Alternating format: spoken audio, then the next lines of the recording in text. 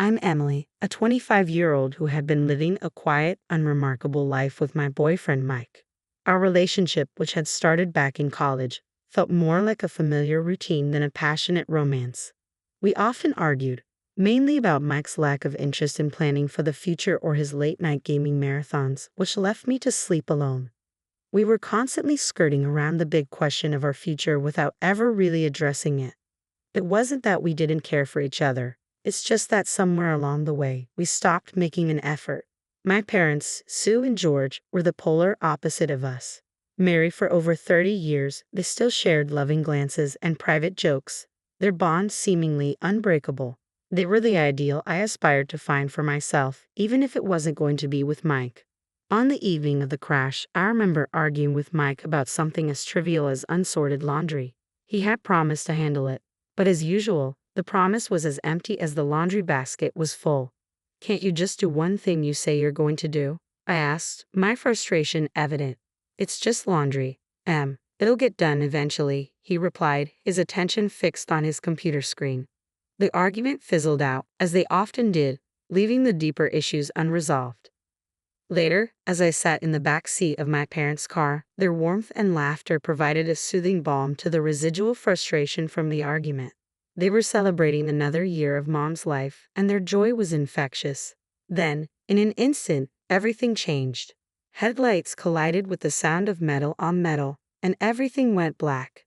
When I woke up, the antiseptic smell of the hospital and the relentless beeping of the heart monitor were the first things I noticed. The doctor's words were clinical and detached, but the message was clear.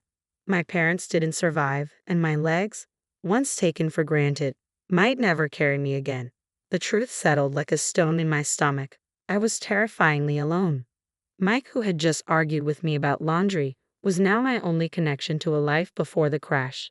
The life where my biggest worry was whether he'd sort the whites from the colors. As the reality of my parents' absence and my potential paralysis began to sink in, a hollow despair took root. The future, once a landscape of possibilities, now felt like a barren field. The hospital room was a bubble where time moved too quickly, and not at all. After what felt like an eternity of white walls and echoing silence, Mike walked in, his parents Janet and Bob a step behind him. The atmosphere was heavy with a somberness that made my heart sink even further. Mike pulled up a chair next to my bed and took my hand, his usual bravado absent. His parents stood by the door, a united front of awkward concern. "Hey, Em," Mike began, his voice a rough whisper. "I've been doing a lot of thinking about us." He paused, looking at me with an emotion I couldn't quite place. Everything that's happened, has made me realize how short life can be. I don't want to wait for the perfect moment anymore because it might never come. I want to say something, but the words seem stuck in my throat. What I'm trying to say is, will you marry me, Emily? The question hung in the air, heavy and unexpected. It was the last thing I thought I'd hear, especially now. I searched his face for the impulsive Mike I knew, but all I saw was earnestness. Janet stepped forward, her hands clasped. "We want you to be a part of our family, Emily. We'll take care of you, and it's not out of pity," Bob added quickly. "It's because we love you and want to support Mike in taking this step." I was stunned, my mind racing. This was a lifeline, unexpected and maybe even a little reckless, but a lifeline nonetheless. I looked at Mike, really looked at him, and saw not just my sometimes immature boyfriend, but a man offering support in the most uncertain time of my life. "Mike, my voice trailed off as I tried to gather my thoughts. "It's okay, Em. You don't have to decide right now. I just wanted you to know how I feel," he said, his thumb rubbing circles on the back of my hand. I thought about my parents and the unwavering love and support they had always shown me. Wasn't this what they would have wanted, for me to be loved and cared for no matter what? "Yes," I found myself saying, the words stronger than I felt. "Yes, I'll marry you." A genuine smile spread across Mike's face, the first I'd seen in days. Janet let out a soft sob, covering her mouth, and even Bob's eyes glistened with unshed tears. Moving into my parents' house with Mike should have been a fresh start, a new chapter. The house felt too big for just one person, and everywhere I looked, I saw memories of my parents. I thought Mike would fill some of those empty spaces, but I was learning quickly that his presence was more of a reminder of what was missing than a replacement. In the beginning, he was attentive, always checking on me and making sure I had everything I needed within reach. But as days turned into weeks, The attentive husband act began to wear thin. Mike started spending more time on his computer, his headphones on, shutting me out.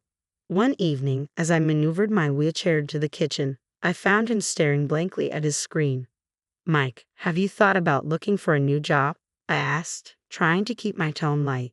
The insurance won't cover everything, and the bills are piling up. He didn't look away from the screen. I told you, I'm taking care of you now. That's my job, Mike said, his tone resolute. I can manage during the day. I pushed back, feeling a twinge of frustration. You don't need to be here all the time. Finally, he turned to face me, his expression a mix of irritation and something else I couldn't quite decipher. What do you want from me, Em? I'm here, aren't I? I was taken aback by his tone. Being physically here isn't the same as being present, Mike. I need a partner, not just a roommate. He stood up abruptly, his chair scraping against the tile. You know what, Em? Maybe I need more than this too. Maybe I wasn't cut out to be a nurse. His words stung, and I watched him storm out, slamming the door behind him. I was left alone in the silence of the kitchen, the weight of his words settling around me like dust. I wasn't just alone, I was lonely. That night, as I lay in bed staring at the ceiling, I thought about how quickly our modest honeymoon period had ended. The vows we had taken felt like they were from another lifetime. The Mike who had promised to stand by my side through sickness and health seemed like a stranger now. As the weeks dragged on, his absences grew longer and his excuses more flimsy. He was either out with friends or lost in a digital world that seemed to have no room for me. I felt like an obstacle in his life, a burden he hadn't anticipated. One particularly tough day, when the pain was bad and the house felt more like a mausoleum than a home, I heard the front door open. Expecting Mike, I called out, "Is that you?" "Yeah, it's me," he replied, his voice distant. "I'm just grabbing a few things, then I'm heading out again." I wheeled myself to the hallway and watched as he rifled through a drawer for his keys. "Going out with friends?" I asked, trying to mask the hurt in my voice. He paused, keys in hand, and sighed. I need some space, okay? It's not easy for me either." I nodded, biting back tears. "I know. I just thought we could spend some time together, like we used to." He shrugged, avoiding my eyes. "Maybe when things settle down a bit, I got to go."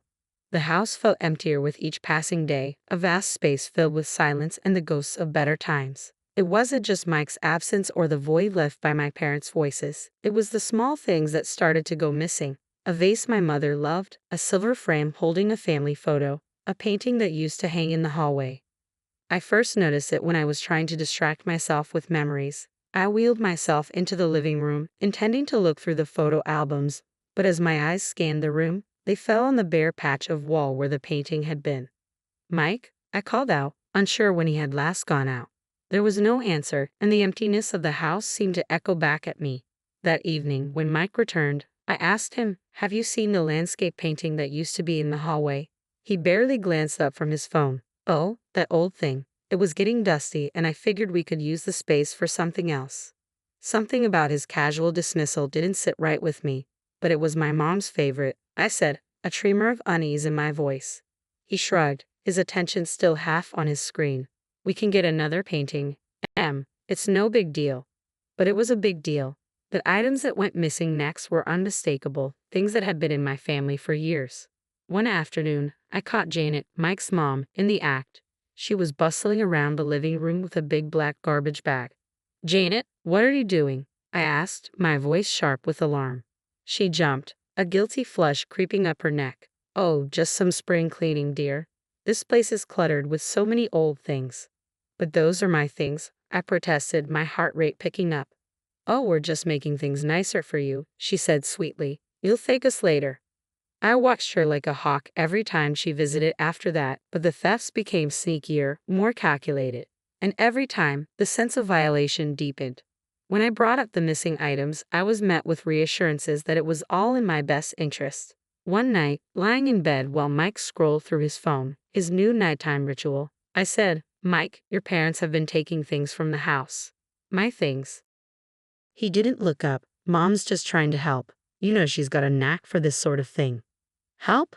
I echoed, disbelief coloring my tone. "By taking my parents' belongings."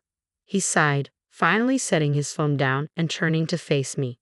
"Look, They think we should be looking forward, not backward. They're just trying to lighten your load. I wanted to scream, to rage against the violation and disrespect, but I was exhausted, tired of fighting, tired of questioning my own sanity. This isn't what I want, I whispered, the fight draining out of me. Mike reached over and patted my hand, a gesture that felt more patronizing than comforting. Try to get some sleep, Things will look better in the morning. I couldn't take it anymore. I confided in Anna, my closest friend and a massage therapist who had been helping with my rehabilitation. Her visits were one of the rare sources of relief I had. Anna, I said as she worked on my stiff muscles, things are going missing around the house. And I can't shake the feeling that Mike and his parents are behind it. Anna paused, her hands stilling on my shoulders. Have you talked to Mike about this? I have, I said, but he just brushes it off, saying his parents are helping us by decluttering. Anna's brows furrowed with concern. That doesn't sound right, Em. Do you want me to do something? Maybe come by more often and keep an eye out. The idea sparked something in me. Could you help me set up a camera or something to record what's going on when I'm not in the room? Anna nodded with determination. I'll bring something over tomorrow. We'll get to the bottom of this. True to her word, Anna returned the next day with discreet recording devices, which she placed in strategic locations around the house. It felt like something out of a spy movie, and if I weren't so desperate for the truth, I might have laughed at the absurdity of it all. A few days later, Anna came back with the recordings. We sat down to listen, and as Mike's and his parents' voices filled the room, the blood in my veins turned to ice. Their scheme unfolded through their casual conversation. Once we get her committed, the house and everything in it will be ours, Mike's voice said, clear and cold. Yeah, the place will sell for a fortune. And all those antiques, pure profit, his mother added, her tone greedy. We just need to make sure Emily doesn't catch on before we have everything in place, his father chimed in. Tears streamed down my face as I listened to their betrayal. The people who had promised to care for me, to be my family, were plotting against me. Anna's hand gripped mine tightly, her voice laced with anger. We have to do something, Em. I wiped my eyes, the sorrow quickly giving way to a steely resolve. We will. I'm not going to let them get away with this. The morning after listening to the recordings, I tried to act normal, but every word they said and every smile they gave felt like a lie. It was during breakfast when the full weight of their deceit settled in. I noticed something was wrong when the usual city noise that drifted through the open window was absent. I wheeled myself over to investigate, only to find that the ramps that allowed me access to the garden were gone. Mike, I called out, panic lacing my voice. Where are the ramps? He came into the room, feigning ignorance. The ramps? Oh, they were looking a bit worn. I thought they needed fixing. I stared at him, trying to process the betrayal. And you didn't think to tell me. How am I supposed to get around? His gaze was evasive as he shrugged. I just thought you'd be safer inside for now, until we get new ones. The room felt like it was spinning, and it wasn't due to my injury. Safer or trapped? The words slipped out before I could stop them. He didn't respond, just turned and walked away, leaving me seething with anger and helplessness. Later, when I asked Janet about it, she was syrupy sweet with false concern. We're just looking out for you, dear. We wouldn't want you to have an accident, she said, touching my shoulder with a faint, insincere tenderness. I pulled away from her touch, feeling the sting of their deceit. I didn't realize needing ramps qualified as a hazard. I replied, my voice steady but my insides trembling. Janet's eyes hardened for a moment before she regained her composure. We're just trying to help, Emily. It's for the best. That night, as I lay in bed, the darkness felt oppressive. Mike was out again, probably drowning his guilt in cheap beer and fleeting thrills. I reached for my phone, its screen a small beacon in the dark, and dialed the emergency number Anna had given me.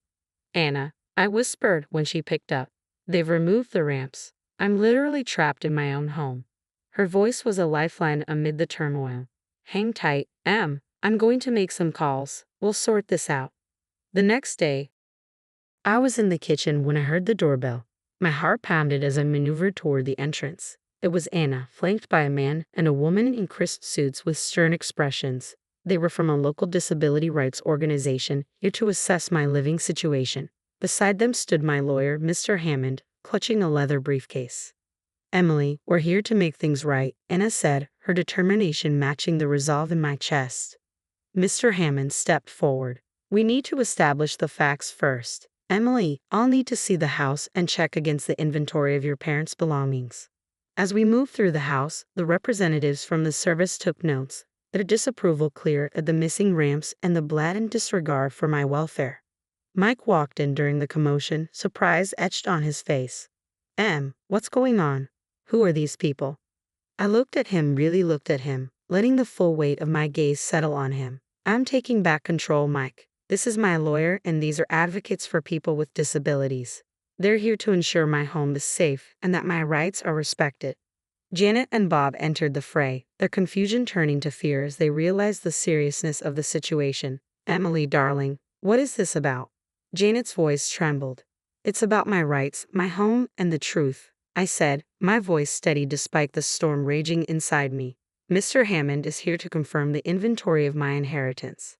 Mr. Hammond opened his briefcase, pulling out documents and photographs. We have detailed records of all items bequeathed to Mrs. Harper. It seems several are missing. Bob's face paled. Emily, I'm sure this is all just a misunderstanding. There's no misunderstanding, I replied, the recordings Anna had provided playing in my head. And I have more than just missing items to discuss. Mike's parents exchanged glances, their facade of caring in-laws crumbling before my eyes. Mike stood there, silent, the reality of the situation dawning on him. Anna moved closer to me. We also have evidence of the conversations you've had regarding Emily's property and well-being. The advocates from the Disability Service spoke up. Removing access to the ramps is a direct violation of Mrs. Harper's rights. We'll be taking action. As Mr. Hammond laid out the evidence of their theft and their plans for my future, I saw the trap I had been in from the outside, but now the tables had turned. I was no longer the victim in their game. I was the one calling the shots. Mike finally found his voice. I can explain. I shook my head. Save it, Mike. I've heard enough. Janet started to cry, and Bob put an arm around her, but there was no comfort to be found in their deceit. The day of the trial was a culmination of everything I had endured. The courtroom was stark, the air thick with tension. Mike and his parents were on one side, looking nothing like the family that had once promised to care for me. I was on the other, with Anna beside me and Mr. Hammond ready with his briefcase of evidence.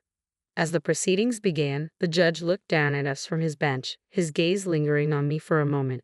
We are here to examine the evidence regarding the allegations of theft and the premeditated exploitation of Emily Harper, he said. Mr. Hammond presented the recordings, the inventory discrepancies, and testimonies from the disability advocates.